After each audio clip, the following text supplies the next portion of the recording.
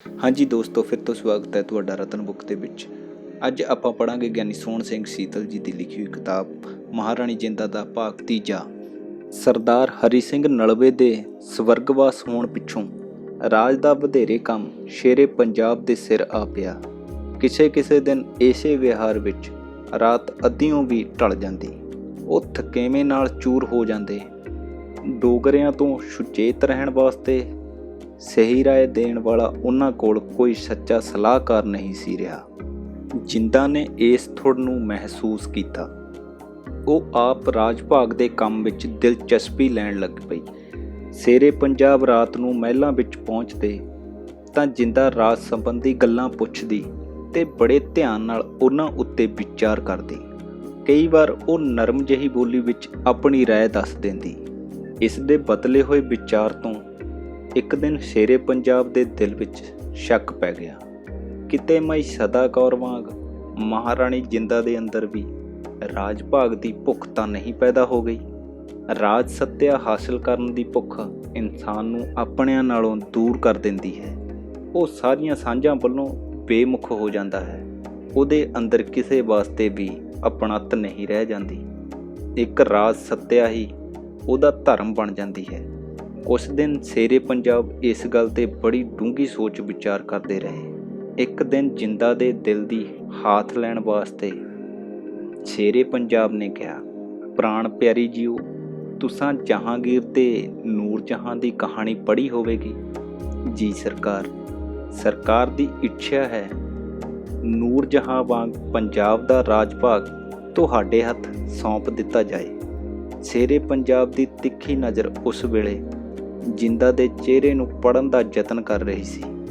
ਨਹੀਂ ਸਰਕਾਰ, ਤੁਹਾਡੀ ਜਿੰਦਾ ਰਾਜ ਦੀ ਭੁੱਖੀ ਨਹੀਂ। ਰਾਜ ਪ੍ਰਾਪਤ ਕਰਨ ਬਦਲੇ ਪਤੀ ਦਾ ਪਿਆਰ ਦੇਣਾ ਪੈਂਦਾ ਹੈ। ਇਹ ਸੌਦਾ ਮੈਨੂੰ ਕਿਸੇ ਕੀਮਤ 'ਤੇ ਵੀ ਪ੍ਰਵਾਨ ਨਹੀਂ। ਪਰ ਤੁਹਾਡੀ ਨੀਤਕ ਸੂਝ-ਬੂਝ ਤਾਂ ਗਜਬ ਦੀ ਹੈ। ਕਈਆਂ ਕੰਮਾਂ ਵਿੱਚ ਤੁਹਾਡੀ ਰਾਏ ਬੜੀ ਕੀਮਤੀ ਹੁੰਦੀ ਹੈ।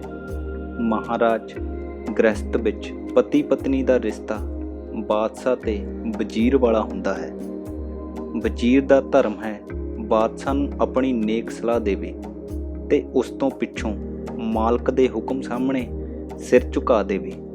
ਸੋ ਮੈਂ ਵੀ ਆਪਣਾ ਫਰਜ਼ ਸਮਝ ਕੇ ਕਦੇ ਰਾਏ ਦੇ ਦਿੰਦੀ ਹਾਂ ਤੇ ਜਿੱਥੇ ਤੱਕ ਰਾਜ ਸੰਭਾਲਣ ਦਾ ਵਾਸਤਾ ਹੈ, ਮੈਂ ਤਾਂ ਹਜੂਰ ਦੇ ਚਰਨਾਂ ਵਿੱਚ ਰਹਿਣ ਦਾ ਸੁੱਖ ਛੱਡ ਕੇ ਸੁਰਗਾਂ ਦਾ ਰਾਜ ਲੈਣ ਦੀ ਵੀ ਇੱਛਾ ਨਹੀਂ ਰੱਖਦੀ। ਦਾਸੀ ਦਾ ਰਾਜ ਸਰਕਾਰ ਦੇ ਚਰਨਾਂ ਵਿੱਚ ਹੀ ਹੈ। ਸਰਦਾ ਨਾਲ ਜਿੰਦਾ ਨੇ ਸਿਰ ਝੁਕਾ ਦਿੱਤਾ। ਪ੍ਰਸੰਨ ਹੋ ਕੇ ਮਹਾਰਾਜ ਨੇ ਜਿੰਦਾ ਨੂੰ ਸਾਥੀ ਨਾਲ ਲਾ ਲਿਆ। ਸਰਕਾਰ ਦੇ ਬਹੁਤ ਸਾਰੇ ਭੁਲੇਖੇ ਦੂਰ ਹੋ ਗਏ। ਜਿੰਦਾ ਦੀ ਕਦਰ ਪਹਿਲਾਂ ਨਾਲੋਂ ਵੀ ਸ਼ੇਰੇ ਪੰਜਾਬ ਦੇ ਦਿਲ ਵਿੱਚ ਵੱਧ ਗਈ। ਇੱਕ ਦਿਨ ਉਹਨਾਂ ਦਲੀਪ ਸਿੰਘ ਦਾ ਮੂੰਹ ਚੁੰਮਦਿਆਂ ਕਿਹਾ, ਪਿਆਰੀ ਜਿੰਦਾ, ਸਰਕਾਰ ਕਿਸੇ ਵੇਲੇ ਸੋਚਦੀ ਏ ਕਿਆ ਚੰਗਾ ਹੁੰਦਾ ਜੇ ਸਾਡੇ ਬਾਅਦ ਸਾਡੀ ਮਹਿਬੂਬਾ ਮਹਾਰਾਣੀ ਜਿੰਦ ਕੌਰਾਂ ਦਾ ਪੁੱਤਰ ਗੱਦੀ 'ਤੇ ਬੈਠਦਾ। ਪਰ ਇਹ ਜਿੰਦਾ ਦਾ ਦੂਸਰਾ ਇਮਤਿਹਾਨ ਸੀ। ਮਹਾਰਾਜ ਟਿੱਕਾ ਸਾਹਿਬ ਵੀ ਤਾਂ ਮੇਰੇ ਹੀ ਪੁੱਤਰ ਹਨ। ਸਰਕਾਰ ਦੀ ਉਮਰ ਲੰਮੀ ਹੋਵੇ। ਸਰਕਾਰ ਦੇ ਬਾਅਦ ਟਿੱਕਾ ਖੜਕ ਸਿੰਘ ਹੀ ਰਾਜਗੱਦੀ 'ਤੇ ਸੋਭਦੇ ਹਨ। ਮੇਰਾ ਦਲੀਪ ਉਹਨਾਂ ਦਾ ਗੜਵਈਆ ਬਣਨ ਵਿੱਚ ਹੀ ਮਾਣ ਸਮਝੇਗਾ। ਜਿੰਦਾ ਨੇ ਜਰਾ ਕੁ ਅਚਕ ਕੇ ਫਿਰ ਕਹਿਣਾ ਸ਼ੁਰੂ ਕੀਤਾ, ਪਰ ਦਾਸੀ ਹੈਰਾਨ ਹੈ, ਸਰਕਾਰ ਇਹੋ ਜਿਹੀਆਂ ਗੱਲਾਂ ਕਿਉਂ ਸੋਚਣ ਲੱਗ ਪੈਂਦੇ ਨੇ। ਜਿੰਦਾ ਨੇ ਪਤੀ ਦੇ ਚਿਹਰੇ 'ਤੇ ਅੱਖਾਂ ਗੱਡ ਕੇ ਕਿਹਾ। ਜਿੰਦਾ ਇਸ ਇਮਤਿਹਾਨ ਵਿੱਚ ਵੀ ਪੂਰੀ ਉਤਰੀ। ਸ਼ੇਰੇ ਪੰਜਾਬ ਉਸ ਵੱਲੋਂ ਪੂਰੀ ਤਰ੍ਹਾਂ ਸੰਤੁਸ਼ਟ ਸਨ। ਦਿਨ ਬੜੀ ਤਿੱਖੀ ਚਾਲੇ ਬੀਤਦੇ ਜਾ ਰਹੇ ਸਨ। ਮਹਾਰਾਜ ਨੂੰ ਪਹਿਲਾਂ ਵੀ 1-2 ਵਾਰ ਅਧਰੰਗ ਦਾ ਰੋਗ ਹੋ ਚੁੱਕਾ ਸੀ। ਫਕੀਰ ਅਜੀਜ਼ੁਦੀਨ ਦੇ ਇਲਾਜ ਨਾਲ ਆਰਾਮ ਹੋ ਜਾਂਦਾ ਰਿਹਾ, ਪਰ ਰੋਗ ਦੀਆਂ ਜੜ੍ਹਾਂ ਨਹੀਂ ਸਨ ਗਈਆਂ। 1839 ਦੇ ਆਰੰਭ ਵਿੱਚ ਇਹ ਰੋਗ ਫਿਰ ਜਾਗ ਪਿਆ। ਇਸ ਵਾਰ ਬਿਮਾਰੀ ਦਾ ਹਮਲਾ ਬੜਾ ਸਖਤ ਸੀ। 35 ਸੱਟੇ ਮਹਾਰਾਜ ਮੰਜੇ 'ਤੇ ਪੈ ਗਏ। ਇੱਕ ਪਾਸੇ ਦੀ ਲੱਤ ਤੇ ਬਾਂਹ ਉੱਕਾ ਹਿੱਲਣੋਂ ਰਹਿ ਗਈਆਂ। ਲਕਵੇ ਨਾਲ ਉਸੇ ਪਾਸੇ ਦੀ ਬਰਾਸ਼ ਵੀ ਢੇਰ ਪਿਛਾਂ ਹਟ ਗਈ। ਪੰਜਾਬ ਦਾ ਸ਼ੇਰ ਇਸ ਮਾਰੂ ਰੋਗ ਕਾਰਨ ਹਿੱਲਣ ਜੋਗਾ ਵੀ ਨਾ ਰਹਿ ਗਿਆ। ਇਹ ਹਾਲਤ 5-6 ਮਹੀਨੇ ਰਹੀ।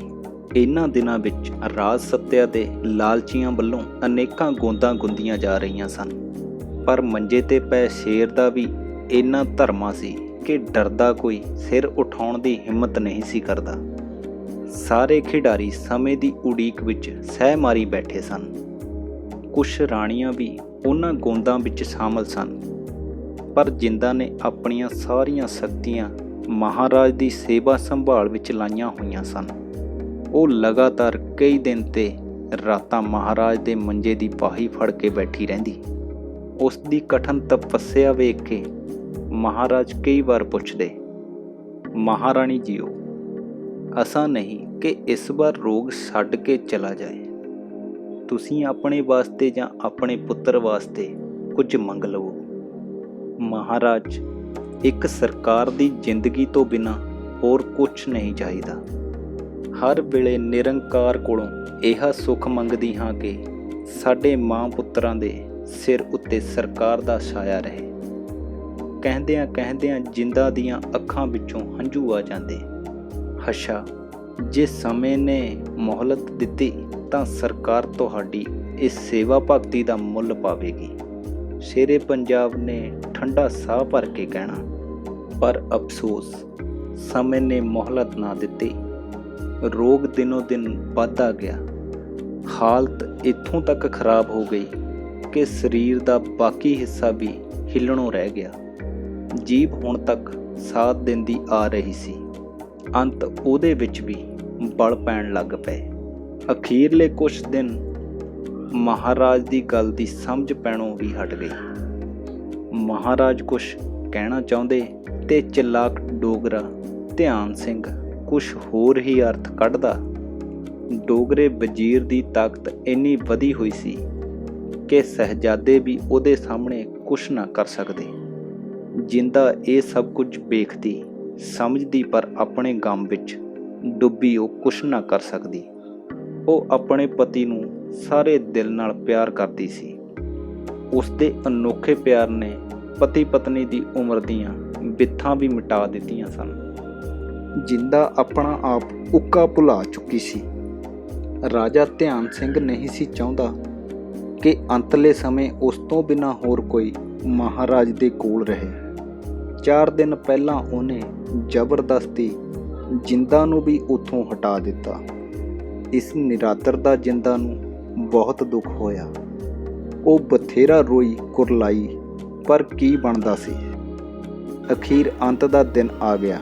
ਸਾਰੇ ਪਰਿਵਾਰ ਨੂੰ ਅੰਤਮ ਦਰਸ਼ਨਾਂ ਵਾਸਤੇ ਬੁਲਾ ਲਿਆ ਗਿਆ। ਪੰਜਾਬ ਦਾ ਸ਼ੇਰ ਅਗਲੇ ਜਹਾਨ ਲਈ ਤਿਆਰ ਹੋ ਰਿਹਾ ਸੀ। ਚਿਹਰੇ ਦਾ ਰੰਗ ਬਦਲ ਚੁੱਕਾ ਸੀ। ਸਾਹ ਉਖੜਨਾ ਸ਼ੁਰੂ ਹੋ ਗਿਆ ਸੀ। ਅੰਤ ਇੱਕ ਲੰਮਾ ਸਾਹ ਹਟਕੋਰਾ ਆ ਕੇ ਜੋਤ ਬੁਝ ਗਈ। 58 ਸਾਲ 7 ਮਹੀਨੇ 26 ਦਿਨ ਦੀ ਉਮਰ ਗੁਜ਼ਾਰ ਕੇ ਮਹਾਰਾਜਾ ਰਣਜੀਤ ਸਿੰਘ ਕੂਚ ਕਰ ਗਿਆ। ਹਾੜ ਦੀ 15 1896 ਵੀ ਤੇ ਜੂਨ ਦੀ 27 1839 ਈਸਵੀ ਤਾਰੀਖ ਸੀ। ਉਸ ਦਿਨ ਵੀਰਵਾਰ ਤੇ ਪੂਰਨਮਾਸੀ ਦਾ ਦਿਹਾੜਾ ਸੀ। ਹਾਂ, ਪੂਰਨਮਾਸੀ, ਜਦ ਲੋਕਾਂ ਦੀਆਂ ਰਾਤਾਂ ਵੀ ਚਾਨਣੀਆਂ ਹੁੰਦੀਆਂ ਹਨ, ਪਰ ਪੰਜਾਬੀਆਂ ਦੇ ਭਾ ਦਾ ਦਿਨ ਦੀ ਵੀ ਹਨੇਰਾ ਪੈ ਗਿਆ। ਸਾਰਾ ਪਰਿਵਾਰ ਧਾਹੀਂ ਮਾਰ ਕੇ ਰੋਣ ਪਿੱਟਣ ਲੱਗ ਪਿਆ। ਜੰਗਲ ਵਿੱਚ ਅੱਗ ਵਾਂਗ ਖਬਰ ਸਾਰੇ ਸ਼ਹਿਰ ਵਿੱਚ ਫੈਲ ਗਈ। ਖੁਸ਼ੀ ਵਸਦੇ ਲਾਹੌਰ ਵਿੱਚ ਹਾਹਾਕਾਰ ਮਚ ਗਈ। ਸੋਗੀ ਵਾਤਾਵਰਨ ਵਿੱਚ ਮਦਦ ਵਾਲੇ ਲੋਕਾਂ ਦਾ ਦਮ ਘੁੱਟਿਆ ਜਾਣ ਲੱਗਾ। ਸ਼ੇਰੇ ਪੰਜਾਬ ਦੀ ਮੌਤ ਨਾਲ ਕੁਝ ਰਾਣੀਆਂ ਹੀ ਨਹੀਂ, ਸਾਰਾ ਪੰਜਾਬ ਰੰਡਾ ਹੋ ਗਿਆ। ਸਿੱਖਾਂ ਦਾ ਸੂਰਜ ਸਿਖਰ ਦੁਪਹਿਰੇ ਛਿਪ ਗਿਆ। ਕਿਸਮਤ ਨੇ ਪੰਜਾਬੀਆਂ ਵੱਲੋਂ ਮੂੰਹ ਫੇਰ ਲਿਆ। 5 ਦਰਿਆਵਾਂ ਦੀ ਧਰਤੀ ਦਾ ਬੱਚਾ ਬੱਚਾ ਰੋ ਰਿਹਾ ਸੀ ਤੇ ਵਿਰੋਧੀ ਖੁਸ਼ੀ ਮਨਾ ਰਹੇ ਸਨ। ਉਹਨਾਂ ਘਰੀਂ ਉਸ ਰਾਤ ਘਿਓ ਦੀਆਂ ਜੋਤਾਂ ਜਗੀਆਂ। ਜਿੰਦਾ ਦੀ ਹਾਲਤ ਸਭ ਨਾਲੋਂ ਅਨੋਖੀ ਸੀ। ਉਹ ਇਸ ਅਸਹਿ ਗਮ ਦੀ ਚੋਟ ਖਾ ਕੇ ਬੇਹੋਸ਼ ਹੋ ਕੇ ਡਿੱਗ ਪਈ। ਗੋਲੀਆਂ ਉਹਨੂੰ ਉਠਾ ਕੇ ਵੱਖਰੇ ਕਮਰੇ ਵਿੱਚ ਲੈ ਗਈਆਂ। ਗੁਲਾਬ ਤੇ ਕਿਉੜਾ ਸਿੜਕਣ ਨਾਲ ਅੱਧੇ ਘੰਟੇ ਪਿੱਛੋਂ ਉਹਨੂੰ ਹੋਸ਼ ਆਈ। ਆਪਣੀ ਬਦਲ ਚੁੱਕੀ ਅਵਸਥਾ ਦੀ ਸੋਝੀ ਪਾਉਣ ਤੇ ਉਹ ਪਾਗਲਾਂ ਵਾਂਗ ਪਿੱਟਣ ਲੱਗ ਪਈ। ਉਹਨੂੰ ਸਾਰੀ ਦੁਨੀਆ ਬਦਲੀ ਹੋਈ ਨਜ਼ਰ ਆ ਰਹੀ ਸੀ। ਉਹ ਸੱਚੇ ਦਿਲੋਂ ਪਤੀ ਨੂੰ ਪਿਆਰ ਕਰਦੀ ਸੀ। ਇੱਕ ਸ਼ੇਰੇ ਪੰਜਾਬ ਬਿਨਾਂ ਉਹਨੂੰ ਸਾਰਾ ਸੰਸਾਰ ਹੀ ਸੁੰਨਾ ਨਜ਼ਰ ਆ ਰਿਹਾ ਸੀ। ਅਗਲੇ ਦਿਨ ਸ਼ੇਰੇ ਪੰਜਾਬ ਦਾ ਅੰਤਮ ਬਵਾਨ ਤਿਆਰ ਹੋਇਆ। ਗੁਰਦੁਆਰਾ ਡੇਰਾ ਸਾਹਿਬ ਦੇ ਮਗਰਲੇ ਪਾਸੇ ਚੰਨਣ ਦੀ ਚਿਖਾ ਤਿਆਰ ਕੀਤੀ ਗਈ। ਮਹਾਰਾਜ ਦੀ ਅਰਥੀ ਕਿਲਿਓਂ ਬਾਹਰ ਨਿਕਲੀ। ਮਾਤਮ ਦੇ ਬਾਜੇ ਵੱਜੇ। ਕਿਲੇ ਦੀਆਂ ਕੰਧਾਂ ਤੋਂ ਸਲਾਮੀ ਵਾਸਤੇ ਤੋਪਾਂ ਦਗੀਆਂ। ਸਹਿਜ ਸਹਿਜ ਆਖਰੀ ਜਲੂਸ ਗੁਰਦੁਆਰੇ ਦੇ ਮਗਰਲੇ ਪਾਸੇ ਪੁੱਜਾ। ਗਿਆਨੀ ਗੁਰਮੁਖ ਸਿੰਘ ਨੇ ਅਰਦਾਸ ਕੀਤੀ ਤੇ ਪੰਜਾਬ ਦੀ ਤਕਦੀਰ ਬਦਲਣ ਵਾਲੇ ਮਰਦ ਨੂੰ ਅੰਤਮ ਸੇਜ ਉੱਤੇ ਲਿਟਾ ਦਿੱਤਾ ਗਿਆ। ਉਸ ਵੇਲੇ ਲੱਖਾਂ ਪੰਜਾਬੀ ਖੜੇ ਧਾਹਾਂ ਮਾਰ ਰਹੇ ਸਨ। ਦਰਦ ਬਿੰਨੀਆਂ ਅੱਖਾਂ ਹੰਝੂਆਂ ਦੇ ਢੋਏ ਤਾਰ ਰਹੀਆਂ ਸਨ। ਫਿਰ ਸਤੀ ਹੋਣ ਵਾਸਤੇ ਰਾਣੀ ਪਹਾੜਨ ਅੱਗੇ ਵਧੀ। ਉਸ ਦੇ ਨਾਲ ਕੁਝ ਹੋਰ ਰਾਣੀਆਂ ਵੀ ਤਿਆਰ ਹੋ ਗਈਆਂ। ਜਿੰਦਾ ਨੇ ਵੀ ਸਤੀ ਹੋਣ ਦੀ ਇੱਛਾ ਪ੍ਰਗਟ ਕੀਤੀ। ਰਾਣੀ ਪਹਾੜਨ ਨੇ ਉਹਨੂੰ ਰੋਕ ਦਿੱਤਾ। ਜਨਾਨਖਾਨੇ ਦੀ ਪ੍ਰਧਾਨ ਰਾਣੀ ਪਹਾੜਨ ਹੀ ਮੰਨੀ ਜਾਂਦੀ ਸੀ। ਜਿੰਦਾ ਨੂੰ ਉਹ ਵੀ ਬੜਾ ਪਿਆਰ ਕਰਦੀ ਸੀ।